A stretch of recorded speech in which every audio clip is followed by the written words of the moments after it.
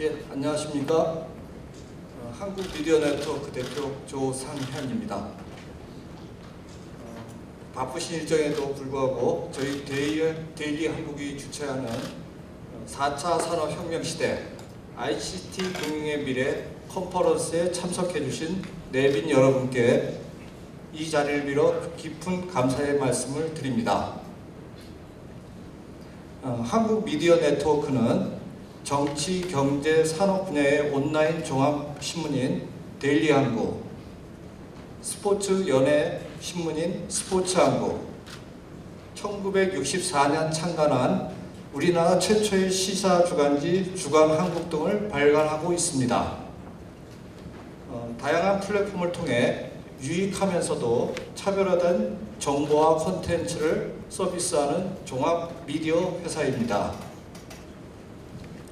특히 회사 출범 이후 우리나라 온라인 매체 중 선두로 부상한 데일리한국은 경제 및 산업 분야에 대한 독자들의 높은 관심을 반영해 빠른 정보 전달과 함께 심층 분석 기사를 발굴 보도함으로써 국내 산업 및 경제 발전에 일조를 하는 등 유력 언론으로서의 역할을 다하고 있습니다.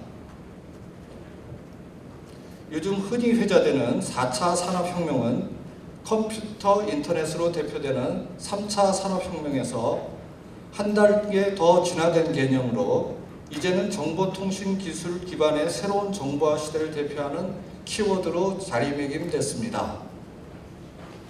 ICT가 제조업 등 다양한 산업들과 결합해 새로운 제품과 비즈니스를 만들어내듯 금융도 이제 4차 산업혁명과 결합한 ICT 금융으로 진화하고 있습니다. 금융산업도 이제는 인공지능과 빅데이터로 상징되는 4차 산업혁명의 파고를 헤쳐나가야 생존할 수 있게 됐습니다. 제조업식 전통은행과 혁신은행의 경계는 이미 허물어졌으며 ICT로 무장한 금융만이 생존의 시대에서 살아남을 수 있습니다. 금융산업에도 금융과 정보통신기술이 융합한 금융기술에 이어 AI, 로보 어드바이저, P2P 등 금융의 꽃이 피우기 시작했습니다. 또한 인터넷 전문은행 도입으로 전통금융의 영역은 디지털 금융으로 더욱 무장해야 하는 금융산업 빅뱅의 시기를 맞이하고 있습니다. 4차 산업혁명은 기존의 일자리를 없애는 것이 아니라 신기술, 신직업군의 등장으로 미래형 사회를 앞당겨 삶의 질을 한 차원 업그레이드 시키는 견인차가 될 것으로 기대됩니다. 금융의 미래는 그냥 오는 것이 아닙니다. 여러 선진 ICT 기술을 재빨리 접목하면서 변화에 선제적으로 대응해야 합니다. 마침 새롭게 출범한 문재인 정부는 금융당국의 까다로운 인허가 절차를 개선하고 산업의 지집 장벽을 낮춰 경쟁을 촉진하는 환경을 만들 것이라는 반가운 소리도 들립니다. 한국미디어네트워크 창사 17주년 및 데일리한국 창간 3주년을 맞이해 오늘 개최되는 이번 컨퍼런스가 한국 금융산업의 새로운 패러다임을 모색하는 자리가 되길 바라며 바쁘신 가운데 귀한 시간을 내주신 내빈 여러분께 다시 한번 진심으로 감사의 말씀을 드립니다. 감사합니다. 큰 박수 부탁드리겠습니다. 먼저 한국 미디어 네트워크 창사 17주년과 데일리 한국 창간 3주년을 진심으로 축하드립니다. 또 ICT와 금융산업의 새로운 길을 찾기 위한 오늘 금융 컨퍼런스 개최를 다시 한번 진심으로 축하드립니다. 이렇게 소중한 자리에 초대해 주신 한국 미디어 네트워크 조상현 대표님께 감사드리고 또 오늘 바쁜 일정에도 불구하시고 ICT 금융의 미래에 많은 관심을 가지고 이 자리에 참석해 주신 민병두 의원님과 또 김성태 의원님 그리고 유병규 산업연구원장님께도 깊은 감사의 말씀을 드립니다. 아울러 이어질 전문가 여러분들의 발표와 토론에서 우리 금융산업이 핀테크의 혁신을 선도하기 위해서 풀어야 할 과제와 비전에 대한 좋은 의견을 기대하겠습니다. 잘 아시다시피 요즘 금융산업은 그 어느 때보다 급속한 환경 변화를 겪고 있습니다. 펀드 로보 어드바이저나 AI 뱅킹 등 빅데이터와 인공지능을 활용한 금융 서비스의 종류와 범위가 나날이 확대되고 있고, 또 IT와 금융 간 융합으로 일컬어지는 핀테크와 4차 산업혁명의 경랑 속에서 한 발 앞서 나가기 위한 혁신 경쟁이 전 세계 곳곳에서 진행되고 있습니다. 현재 중국에서는 알리페이나 위챗페이 등을 통해서 노점상에서까지 모바일 결제가 이루어지고 있다고 합니다. 국내에서도 토스나 또 네이버페이 등 ICT 기업이 결제 송금 서비스 시장의 영역을 확대해 나가고 있고, 또 금년 4월 출범한 인터넷 전문은행인 K뱅크가 비대면 계좌 개설이나 24시간 은행 서비스 제공 등을 통해서 디지털 뱅킹 부문에서 혁신을 촉진하고 있습니다. 또한 오늘부터 베타 서비스를 시작하는 카카오뱅크의 출범으로 혁신 경쟁이 더욱 가속화될 것으로 예상이 되고 있습니다. 이에 따라서 기존 금융회사들도 비즈니스 모델을 전반적으로 재점검해 나가면서 변화와 혁신에 적극 나설 것으로 생각이 됩니다.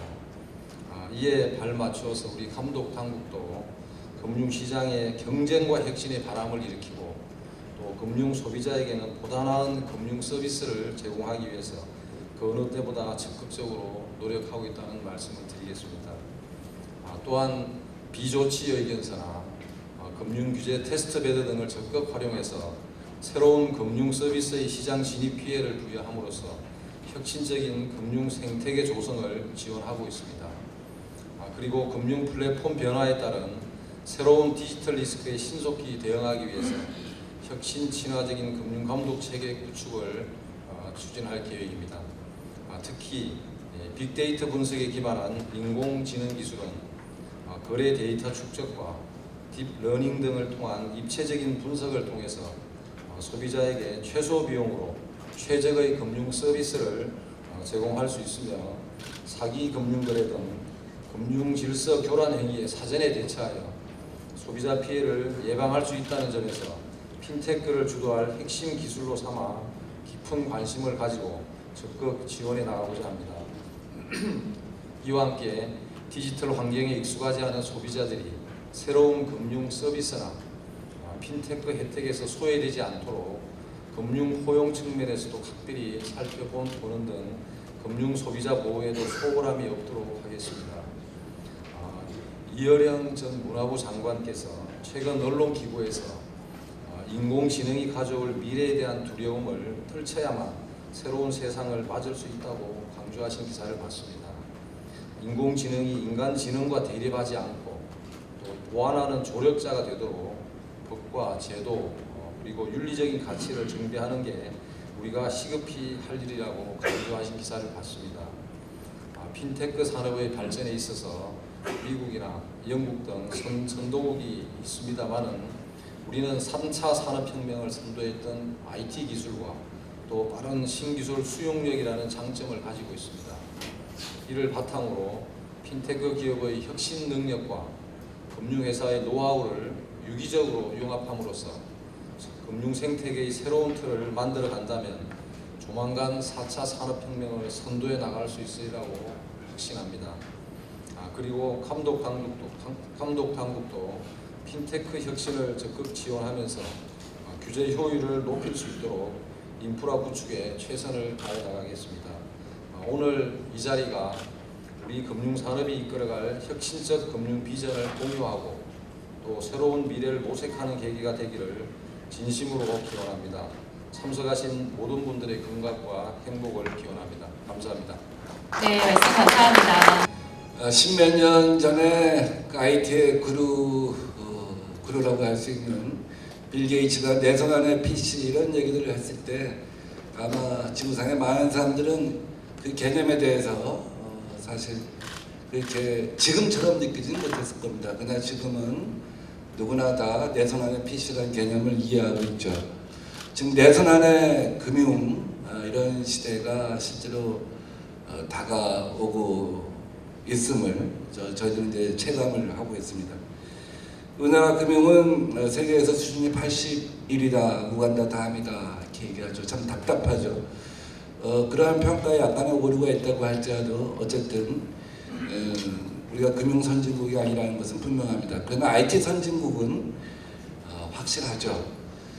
그래서 이런 그 4차 산업혁명, 금융의 4차 산업혁명을 통해서 실제로는 금융도 혁신하고 또 우리나라 ICT도 발전하고 이런 계기가 될 수 있었으면 하는 생각을 저는 갖고 있습니다. 지금 우리나라에서도 몇 가지 선도적인 부분에 있어서 변화를 갖다 실험을 하고 있습니다.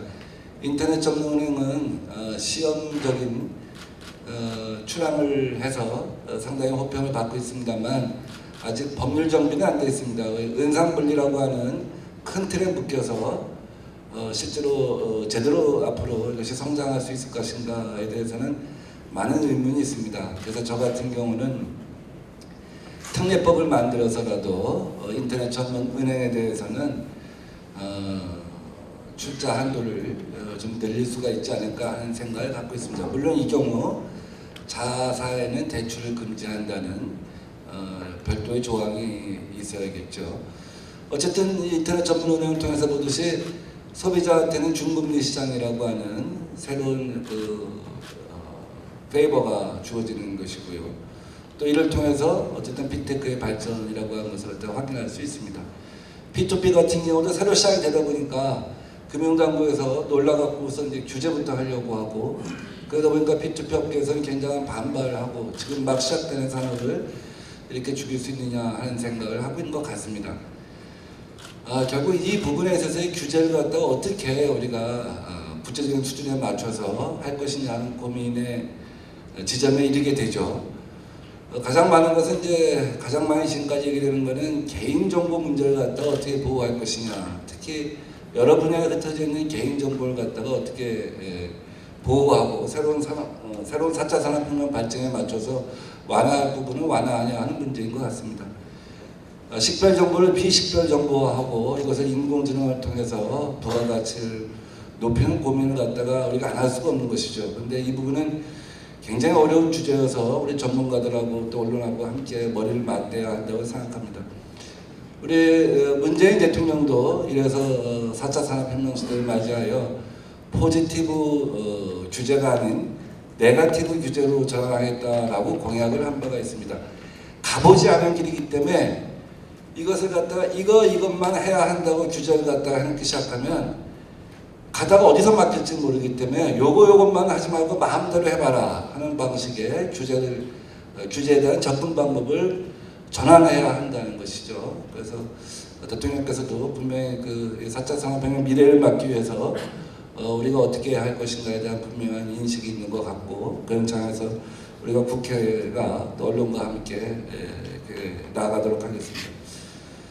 제가 여러 군데 이렇게 세미나 하는 걸 많이 봤지만 오늘 우리 데일리 한국이 주최하는 이 4차 산업혁명에 관한 토론회가 짜임새도 굉장히 좋고 주제가 배치도 굉장히 좋고 굉장히 열심히 연구해서 만든 토론회가 아닌가 하는 생각이 들면서 늘 함께 지켜보고 성원하겠습니다. 고맙습니다. 네, 소중한 말씀. 저는 또 국회 제4의 물결 우리 4차 산업혁명을 포괄하는 제4의 물결 스마트 사회 패러다임을 실질적인 우리 구현을 할 수 있는 연구를 하는 용합혁신경제포럼 대표 의원을 맡고 있습니다. 여야가 함께 꾸준히 새로운 4차 산업혁명 제4의 물결을 어떻게 하면 지혜롭게 구현할 수 있을까 하는 그런 연구 모임 그리고 다양한 그 현장의 기업들과 함께 이런 그 주제로 계속해서 연구를 해오고 있다 하는 말씀을 드립니다. 우선 오늘 정말 의미 있는 행사에 초청을 해주신 데 대해서 감사 말씀드리면서 특히 한국 미디어 네트워크 창사 17주년 그리고 데일리 한국 창간 3주년을 기념하여 열리는 오늘 행사 4차 산업혁명 시대 ICT 금융의 미래라는 주제로 컨퍼런스가 열리게 된 것을 진심으로 축하드립니다. 그리고 금일 컨퍼런스를 빛내기 위해 참석해 주신 조상현 한국미디어네트워크 대표님, 박세춘 금융감독원 부원장님, 민병두 의원님, 그리고 유병규 한국산업연구원장님, 그리고 기조발조를 맡아주신 조현성 산업연구원 연구실장님과 컨퍼런스 핵심 연사를 맡아주신 금융 IT 전문가와 교수님들께도 깊은 감사의 말씀을 드리고자 합니다. 이제 최근에 가장 많이 거론되는 이 키워드가 4차 산업혁명인데, 사실 제가 NIA 원장 시절에 이미 2008년도에 제가 준비해서 2009년도에 발표한 것이 새로운 미래 전략으로서 사회 패러다임을 제 4의 물결, 그러니까 제 1의 물결, 2의 물결, 3의 물결이, 그러니까 우리 2차 산업혁명, 3차 산업혁명 이후에 새로운 4차 산업혁명을 포괄하는 사회의 큰 혁신과 변화를 포괄하는 의미로 제가 발표를 한 적이 있습니다. 최근에 2015년 다보스 포럼에서 이 슈밥이 4차 산업혁명을 이야기할 때 독일의 인더스트리 4.0, 제조업의 기반을 둔 여기에 초점을 맞춰가지고 산업 위주의 이러한 새로운 4차 산업혁명의 패러다임을 발표를 했는데, 이 부분은 좀 더 좁은 의미의 제 4의 물결에 포괄되는 그런 개념이라고 할 수가 있습니다. 그래서 앞으로 이 사회 변화의 큰 축을 보면 기술의 변화와 시장, 마켓, 서비스의 변화, 그 다음에 정책과 법 제도의 변화가 이 세 박자가 함께 움직여질 때 이러한 실현이 가능하게 됩니다. 이러한 이 변화의 가장 큰 걸림돌은 지금 많은 중소기업들을 우리가 조사를 해보니까 결국 기술은 준비가 되어 있는데, 이 기술이 어떻게 하면 융합이 되어서 기존의 전통산업과 융합이 되어서 융합의 새로운 컨버전스 마켓을 어떻게 확보하느냐가 관건이다 하는 것을 재산 확인하게 됐습니다. 다시 말해서 이러한 새로운 융합 시장을 우리가 어떻게 만들어 갈 것인가 하는 것이 결국은 그 키가 어디에 있느냐 하면 이 새로운 법제도, 다시 말해서 기존의 규제를 어떻게 이것을 혁파해 나가느냐. 민병두 의원님 언급하셨습니다만은 이 부분이 가장 핵심이고, 따라서 이 부분과 관련된 국회의 활동이, 국회의 노력이 매우 중요하다라는 이야기입니다. 그래서 이제 이러한 금융 분야도 새로운 변화의 시대를 맞고 있는데, 다른 나라에 비해서 우리나라 상당히 여기에 지금 한계를 맞고 있습니다. 제가 이제 예를 들면 지금 핀테크를 기반으로 해가지고 왜 금융 서비스가 손안의 은행이 되지 못하고 있는가 하는 부분에서 보면 상당히 많은 우리가 그런 기술적 가능성, 보안의 문제도 상당히 지금 충분히 확보될 수 있는 분야인데 이거 실현되지 못하고 있습니다. 그래서 이것을 먼저 저는 공공 분야의 적용을 먼저 해보자 해가지고 제가 법을 개정안을 제안을 저번 작년에 발의를 했고, 그것이 곧 실현될 예정입니다. 이 지방세를 우리가 새로운 모바일 기반으로 해서 낼 수 있는 그러한 법안이 되겠습니다. 이것이 바로 이 핀테크를 기반으로 하는 이러한 서비스가 금융 서비스가 가능한 하나의 선두적인 역할을 하게 될 것입니다. 이와 함께 지금 직접 예를 들어서 이 금융뿐만 아니라 지금 가장 이 융합을 4차 산업혁명을 당길 수 있는 그러한 하나의 기반이 결국은 우리나라가 전자정부를 시작해 가지고 많은 새로운 IT 산업이 공공에서 자리 잡으면서 세계적인 기업으로 발전하게 되는 그런 계기가 됐습니다. 제가 이 전자정부를 처음 시작을 했고 또 세계적인 유엔 평가에서 1위로 만든 직접적인 역할을 했습니다만은 이러한 변화에 우리가 공공을 다시 돌아봐야 되겠다 해서 지금 제가 정부와 기본법 개정안을 제1호 법안으로 통과시켰는데요.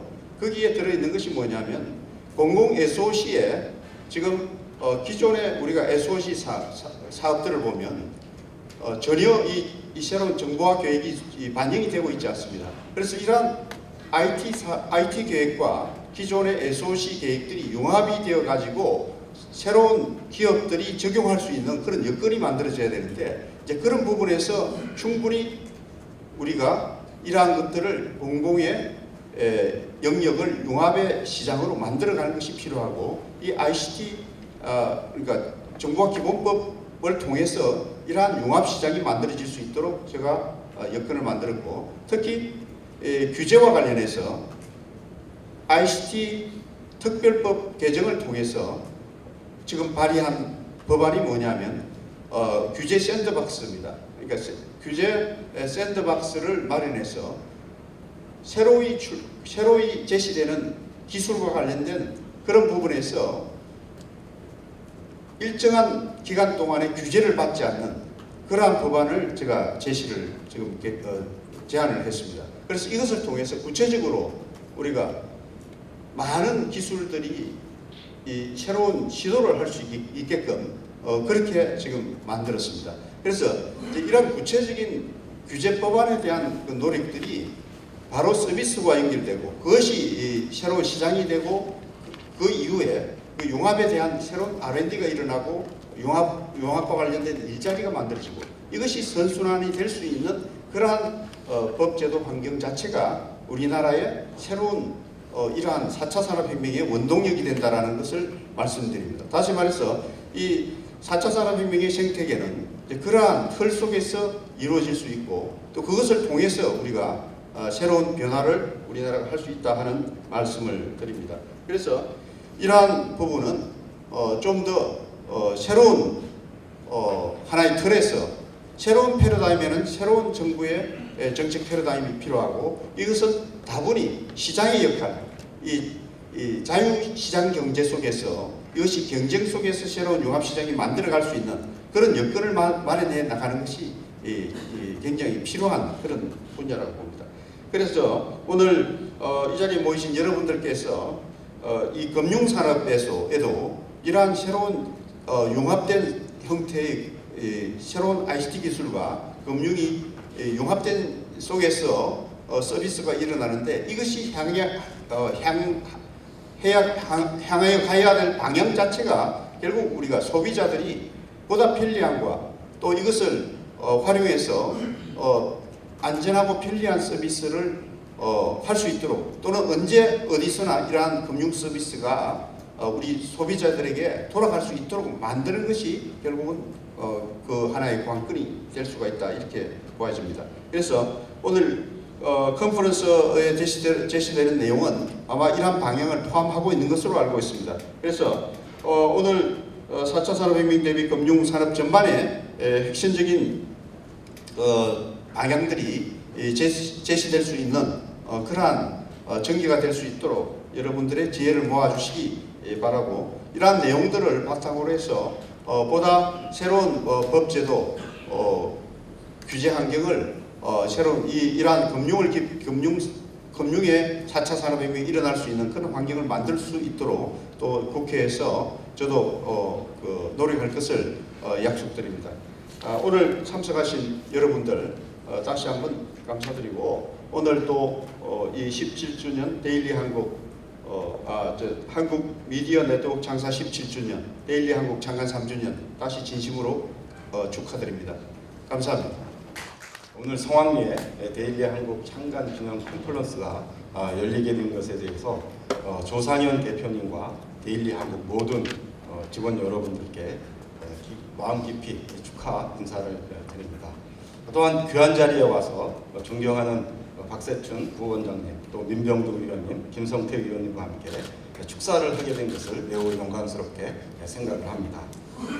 오늘 컨퍼런스 주제는 한국 경제의 상황을 볼 때 매우 시적절하다고 생각을 합니다.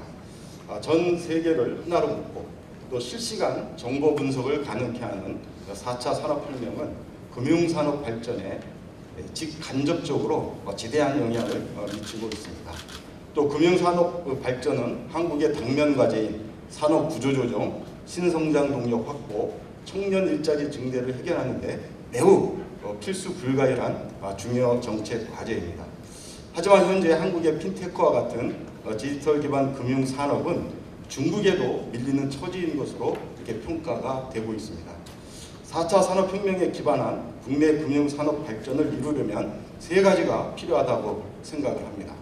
첫 번째는 기존 금융업과 빅데이터, 인공지능, 사물 인터넷과 같은 신기술과의 산업 융합이 활발히 이루어져야 합니다. 두 번째는 산업 융합을 바탕으로 왕성한 신기술 창업이 일어나야 합니다. 세 번째는 융합과 창업이 자유롭게 실현될 수 있도록 경제, 사회 전반에 걸쳐서 규제 개혁이 이루어져야 할 것입니다. 아무쪼록 오늘 세미나에서 금융산업 발전을 위한 국내 최고의 발표자들과 토론자들의 다양한 의견들이 제시가 되고 또 이것이 새 정부의 정책 추진에 큰 도움이 되기를 기대를 합니다. 특히 오늘 여야의 대표적인 정책 전문가이신 두 의원님께서 ICT 금융 발전을 위해서 힘써 주신다고 다짐을 했기 때문에 오늘 계기로 앞으로 한국 금융 산업이 크게 발전하리라 기대를 갖게 됩니다. 다시 한번 데일리 한국의 창간 기념 컨퍼런스를 축하드리며 오늘 세미나의 큰 성과와 데일리 한국의 지속 성장을 기원합니다. 네, 감사합니다. 네, 감사합니다. 네, 잘라서 말하기 그러니까 흔히 말하는 인터넷 뱅킹을 쓰는 것도 그러면 핀테크냐 뭐 이렇게 물어볼 수도 있거든요. 그러니까 그런 거를 갖다가 정확하게 딱 잘라서 말을 할 수가 없지만 일반적인 연구에 의하면은 기본적으로 핀테크 그러면은 이렇게 네 가지로 나눕니다.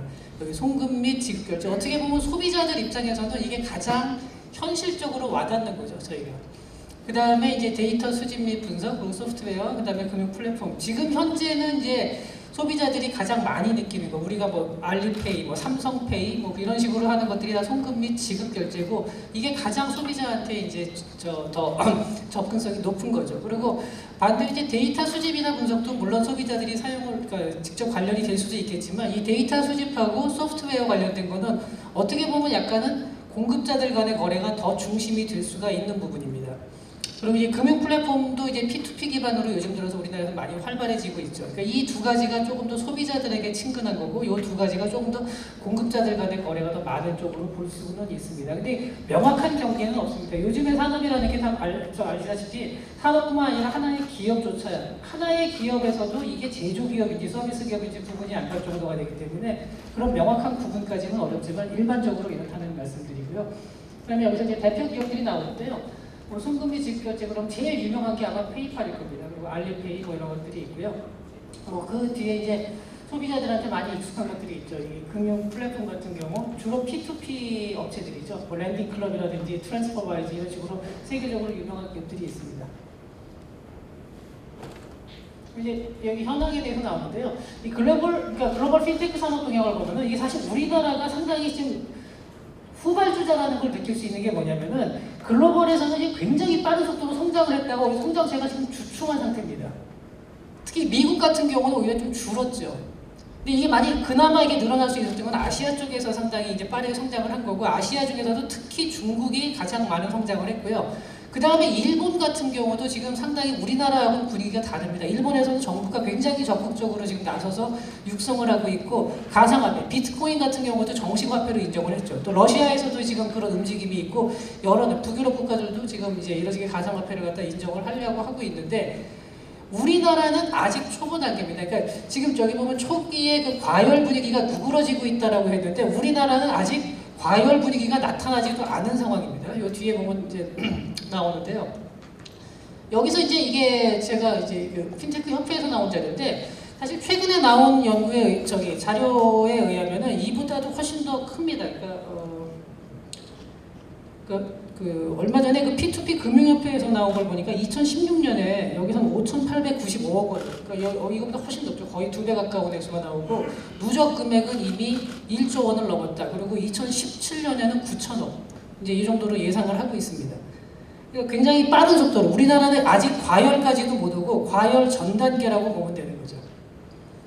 그리고 여기 부실 대출 사례도 뭐 그동안 조금 있고 여러 가지 문제점이 이제 약간씩은 있었지만 그래도 굉장히 빠르게 증가하고 있고 아직까지는 우리나라에서는 지급결제와 P2P 금융 요 중심으로 발전을 하고 있다고 보면 됩니다.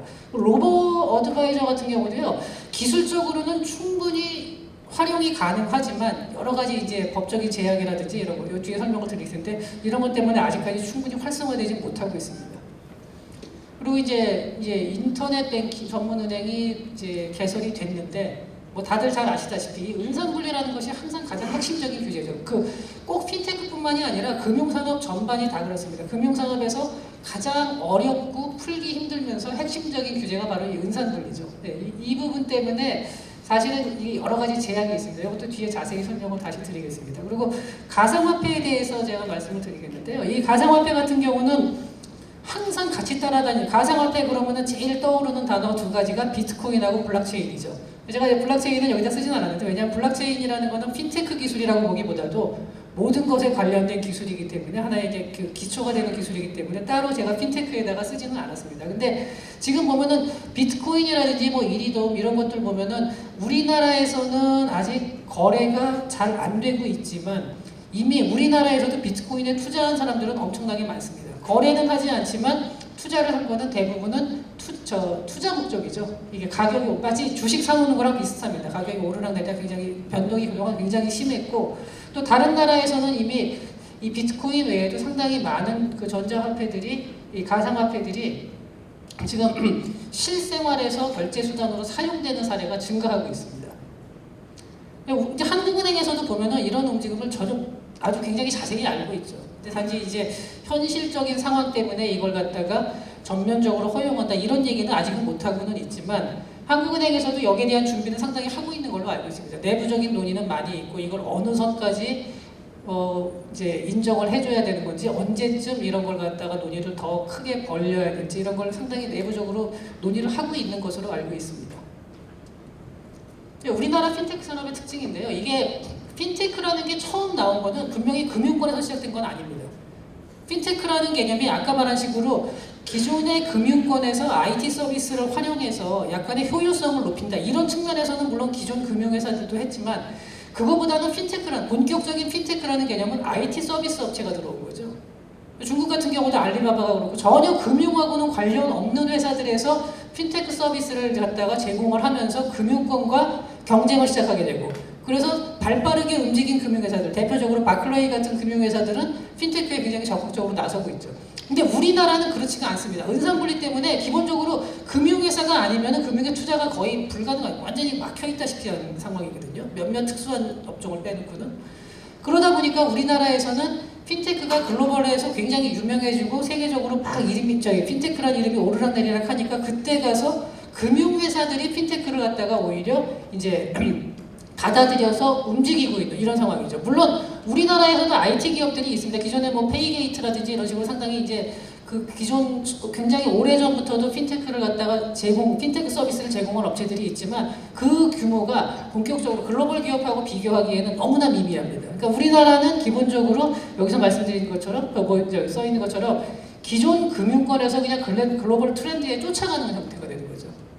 굉장히 보수적으로 갈 수밖에 없고요. 그러니까 흔히 이게 쉽게 얘기하면 금융의 그냥 디지털화 이 정도로 생각하면 됩니다. 효율성을 높이기 위한 금융의 디지털화 정도지 이게 그리고 굉장히 점진적으로 가는 보수적으로 운영이 되는 거고요. 이 다른 나라 글로벌에 비하면은 굉장히 이렇게 늦고 뒤처질 수밖에 없습니다. 혁신 속도도 굉장히 느리고 새로 나오는 서비스를 다 외국에서 소개된 거를 그때 가서 받아들이는 형태가 되기 때문에 이게 굉장히 우리나라에서는 핀테크 산업이 발전이 지연돼 있다라고 IT가 이렇게 발전한 나라에서임에도 불구하고 핀테크는 굉장히 뒤처지고 있다라고 이제 볼 수 있습니다. 근데 하지만 저는 뭐 이게 반드시 비관적으로만 보는 건 아니고 우리나라가 이제 IT가 상당히 발전해 있고 또 짧은 기술의 우리나라가 이제 지금 지연이 돼 있지만 이런 거는 굉장히 또 빠르게 또 이제 캐치업이 가능할 거로 생각을 하고 있습니다. 앞으로 하기에 따라서. 그래서 제약 요인을 갖다가 좀 자세히 살펴보시면요. 먼저 이제 여기서 보면은 뭐 규제 산업이라는 얘기 나오고 뭐 이제 우리나라가 어떻게 해서 시작됐는지 이런 내용들이 나오는데 요거는 그냥 자료를 참고해 주시면 됩니다. 그동안 사실 성과가 상당히 있었지만 아직도 시장에서 원하는 수준과는 가장 굉장히 큰 격차가 난다는 점, 네, 이 점이 중요한 거고요. 구체적인 법 제도로 가서 이제 굉장히 많은데 그 중에 핵심적인 거 몇 개만 제가 골라봤습니다. 일단 인터넷 전문은행 이제 설립 관련인데 이게 설립은 돼 있죠. 지금 2개가 설립이 돼 있지만 여전히 이 의결 지분이 4% 그리고 보유 지분은 10%로 제한이 돼 있어요. 이렇게 되면은 자본을 유치하는데 굉장히 큰 어려움이 따릅니다. 아무래도 이게 뭐 소액 자본을 갖다 여러 군데서 막 모은다는 게 쉬운 일이 아니고 결국 그 대주주가 나서기 마련인데 우리나라에서는 뭐 그렇게 했을 경우에 의결 지분이 4%로 제한되기 때문에 비금융회사가 여기다가 크게 투자할 이유가 없는 거죠. 뭐 이게 가장 큰 이제 그러니까 여기서도 그리고 또 설립 규제도 굉장히 커요. 이렇게 지금 최저 자본금을 500억으로 했는데 이 지방은행은 지금 250억이거든요. 이제 지방은행이라는 거 보면 오프라인에 지점도 만들고 사람도 많이 고용해야 되고 하는데 그렇게 많은 자본이 필요한 이 지방은행보다도 더 그 2배에 대한 해당하는 액수 갖다 최저 자본금을 했다는 것도 좀 현실적이지가 않은 거고요. 그럼 해외 송금 관련된 경우도 지금 해외 송금이 요번에 이제 개정이 이게 7월달에 개정이 시행이 되는 그 개정 안에서는 핀테크 업체가 이제 단독으로 해외 송금을 할 수는 있는데 이 액수를 갖다 20억으로 했거든요. 자기 자본금을. 근데 지금 우리나라에서 이게 제일 크다고 할 수 있는 게 블루펜인데 여기에 자기 자본금이 2억입니다. 이것도 굉장히 비현실적으로 높은 액수죠. 그러니까 대표적인 이게 진입 규제라고 볼 수 있고요. P2P 관련된 규제는 뭐 굉장히 많이 지금 여기저기서 나오고 있죠. 대표적으로 이제 사실 투자 금액 제한하고 자기 자본 투자 금리 이 두 가지가 가장 큰 건데 여기 뭐 투자 금액이라는 거 이거 개인 한도다 이렇게 투자 금액 제한이 나오죠. 사실 이게 투자를 뭐 여러 명이 쫙 모을 수도 있겠지만 그거보다 상당히 이제 좀 큰 액수를 내는 사람들도 있겠는데요. 보시면은요 여기 개인 투자 한도를 1,000만 원으로 했다 그러는데 이게 1,000만 원이라는 액수가 과연 현실적인 액수인지 요즘 세상에 1,000만 원이라는 액수를 가지고 투자 한도를 갖다 제한한다는 게 말이 되는 소리인지 저는 좀 이해가 안 갑니다. 너무 낮은 액수죠. 그리고 이제 또 하나는 이제 이게 보면은 대부업으로 등록을 반드시 해야 돼요. P2P 업체가. 그러면 이거를 안 했다가 대부업 등록을 안 했다가 A%가 그 서비스 차단당한 적이 한 번 있었죠. 그래서 이런 식으로 대부업을 갖다가 등록을 해야 되기 때문에 IT 업체가 2개의 기업을 갖다가 설립을 하는 겁니다. 자기네 기본적인 IT 업체를 가지고 있고 대부업을 또 해야 돼요. 그러니까 대부업만 하게 되면은 또 기존의 IT 서비스를 제공하는 게 또 그거는 또 불법이 되기 때문에 2개의 업체를 만들어서 운영을 해야 되는 거죠. 그러니까 일종의 편법이라고 볼 수도 있는데 어쨌든 현재는 지금 이런 식으로 운영이 되고 있습니다. 그리고 로보 어드바이저도 아까 말씀드렸지만 이 비대면 1인 계약이 안 되거든요. 그러니까 직접 찾아가서 해야 되는 거기 때문에 사실 로보 어드바이저로서의 성장성이 굉장히 제약이 되는 거고요. 그 다음에 이제 뭐 금융거래법도 상당히 까다롭게 돼 있고 사업화 지원 사례가 나오는데요. 이 지원 사례를 갖다 찾기가 굉장히 어렵습니다. 왜냐하면은 법적으로 문제가 생길 것 같으면 사업 구상 단계에서 하진 않죠. 웬만하면. 근데 했다가 지금 지연된 사례들이 이렇게 이거 외에도 굉장히 많이 나옵니다. 그리고 지연 사례 같은 경우는 뭐 이거 한번 읽어보시면 되겠지만 이런 식으로 굉장히 업체들이 법적인 어떤 제약이나 법이 모호해서 그러니까 했는데 알고 봤더니 뭐 이런 식으로 금융위하고 방통위하고 서로 의견이 엇갈려가지고 사업이 취소되는 사례도 있었거든요. 이런 식으로 굉장히 아직까지 불확실성도 높고 할 수 있는 여지도 좀 적은 것들이 많습니다. 그러니까 지연이 많습니다. 그래서 발전 방향은 지금 사실 제가 제약 요인을 쭉 말씀드렸는데 그 제약 요인이 결국은 뭐 그걸 생각해보면 발전 방향은 쉽게 나올 수가 있습니다. 아까 뭐 앞에 이제 앞에서도 다들 이제 그런 말씀을 하셨는데 이제 지금 상당히 뭐 규제를 완화하고 제도를 정비해가지고 경쟁력을 강화하겠다 이런 식으로 다들 말씀해 주셨는데 정말 그렇게 된다 그러면은 핀테크 산업이 크게 발전할 수가 있겠죠. 이제 진입 규제 아까 말한 식으로 뭐 인터넷 전문은행 같은 경우도 그렇고 그다음에 P2P 금융 같은 경우도 마찬가지고요. 영업 규제 같은 경우도 보면은 이제 굉장히 다양하게 있습니다. 아까 말씀을 드린 거니까 이건 넘어가고요. 그래서 일단은 이제 제도 정비에 대해서 먼저 말씀을 드리겠는데요. 이게 지금 가이드라인이 여기 맨 밑에 보면은 이게 어떻게 보면은 이 핀테크뿐만이 아니라 대부분의 산업에서 나타나는 건데요. 새로운 산업들 금융이, 방통위, 뭐 미래부 이 외에도 굉장히 많습니다. 유관기관이 너무 많은데 각 유관기관마다 다른 의견을 낼 때가 많습니다. 이게 시장의 불확실성을 굉장히 높이는 거죠. 그러니까 이런 부분 같은 경우는 그냥 통일된 가이드라인이 좀 필요하다는 거고요. 가상화폐 관련된 것도 마찬가지입니다. 이것도 아직까지 현재 법이 뚜렷하지가 않아요. 그래서 어느 선까지 어떻게 해야 되는지 사실 업체들에서도 굉장히 이게 준비하기가 어려운 상태고요. 이런 것들을 갖다가 지금 제도를 그러니까 아까는 규제 완화, 아까 전 페이지에서 말씀드린 거는 규제를 갖다가 좀 완화해 줬으면 좋겠다. 그 다음에 이번에는 아직까지 규제가 없는 것, 법이 제대로 마련되어 있지 않은 거는 이런 식으로 좀 법을 빨리 정비를 해야 된다는 거고요. 지원산업 내실 강화라고 했는데요. 이것도 그렇습니다. 지금 뭐 테스트베드 아까 얘기 많이 이제 나오고 지금 언론에서는 많이 테스트베드 정부에서도 이거 홍보를 하는데 이 테스트베드가 정말로 효과를 갖다가 그렇게 얻는 적이 많지가 않습니다. 테스트베드에 참여할 수 있는 기업도 상당히 제한되고 있고요. 그리고 이제 정부에서 했던 이 보험 담화와 같은 경우, 이거 보험 슈퍼마켓이라고 그러죠. 여기에 한번 이거 들어가 보신 분은 혹시 들어가 보신 분이 있는지 뭐 저는 한번 들어가 봤거든요. 막상 보험을 다 모아가지고 한 사이트에서 쭉 비교할 수 있게 해준다는데 보험이 별로 없어요. 가보면은. 자동차 보험 같은 경우 더합니다. 자동차 보험 들어가 보면요. 사고 경력 조회 이런 거 잘 안 됩니다. 외제차 같은 건 안 나오고요. 그럼 여기 들어갔다가 보고서 아 전화번호 그 다음 전화를 다시 하는 거죠. 이게 의미가 없죠. 그냥 전화번호 붙이면 되는 거죠. 그러니까 이런 식으로 가는 이제 의미가 없다라고 말하면 너무 과하지만 어쨌든 굉장히 이거 자체가 좀 내실이 좀 약하다는 겁니다. 그래서 이런 식으로 돼 있는데 이제 규제 같은 경우는 지금 사전적 규제가 너무 많으니까 어느 정도까지는 다른 글로벌 트렌드에 맞춰서 사전적 규제보다는 좀 사후적 감시 그리고 시장 기능 강화를 통해서 시장에서 좀 그 부족한 부분은 좀 잘못된 기업들은 시장에서 자동적으로 퇴출될 수 있는 이런 시스템 그리고 사후적인 그 감시를 강화하는 시스템으로 가는 것이 더 바람직하지 않을까 생각합니다. 이상입니다.